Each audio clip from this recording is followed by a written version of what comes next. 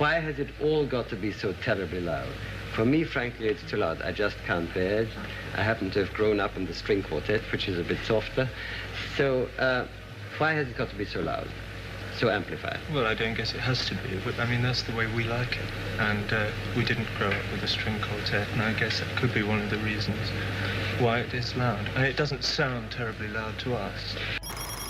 Pink Floyd is an English rock band from London that formed in 1965 and have actively released albums throughout the years, and even as recent as 2022. They have so many different awards and accomplishments that it's easy to understand why they're as influential as they are. But one thing about their music, to me, is very unique. If you know of their music, you'll understand why I say that. But if you don't know of their music, I suggest you go check it out so you can understand what I'm saying. Now you might be looking at me wondering why a hip-hop head is mentioning a London rock band from the 1960s named Pink Floyd. And this is why. The soundtrack of hip-hop is based off sampling. Hip-hop has sampled all kinds of music from different genres like reggae, R&B, as well as rock and roll. And being a producer slash music enthusiast myself, I've always been interested in digging through the credits of every artist's music to see what the producer might be sampling. And I'm always surprised to see where the inspiration came from. So I've been seeing Pink Floyd pop up a lot, and I decided to put together a list of some of my favorite rap songs that sample from Pink Floyd. In 1990, Houston's very own Ghetto Boys dropped an album, and on that album they have a song called Let a Hoe Be a Hoe, which samples a song from Pink Floyd titled Money, which released in 1973. In 2000, Hypnotized Camp Posse dropped their album called Hypnotized Camp Posse, and on that album they have a song called Die a Soldier. And that song samples a song from Pink Floyd called High Hopes, which released in 1994. In 2001, D12 dropped their album called Devil's Night.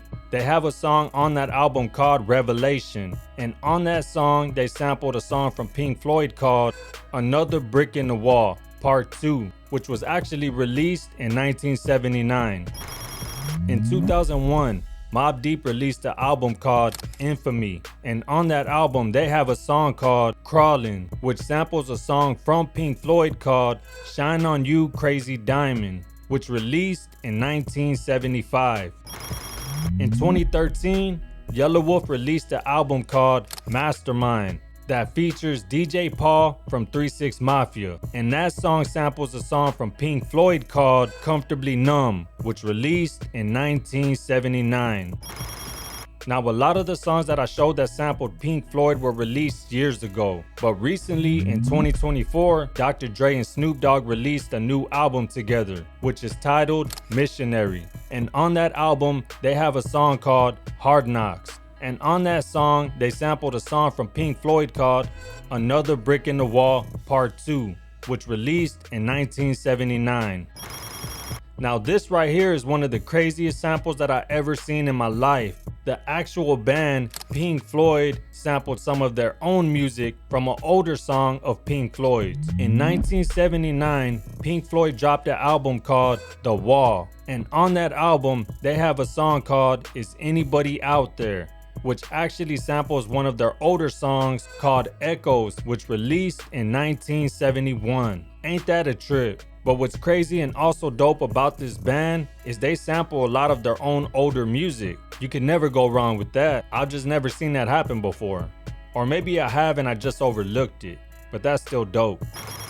Man, I could keep going and going with everybody from rap and hip hop that has sampled from Pink Floyd, but there's just too many to dig through. But these are just some of the ones that I feel stood out. But if you would like to learn more about it, y'all let me know in the comments. But this just goes to show when it comes to music overall, at some point, everybody gets inspiration from somewhere. And if you're ever in a slump and you feel like you can't create, sometimes you gotta dig outside of the music that you normally listen to, because you never know what you're gonna find. I know for myself as a producer, there's been times where I just got stuck.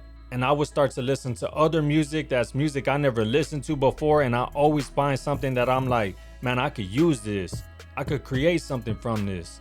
And you could do the same. And if you're just a normal person that likes to listen to music, I really suggest you go and listen to music that you never listen to, because you never know what you're gonna come across. And you might come across something that you really, really love. And that one song might be the song that you've been missing your whole life.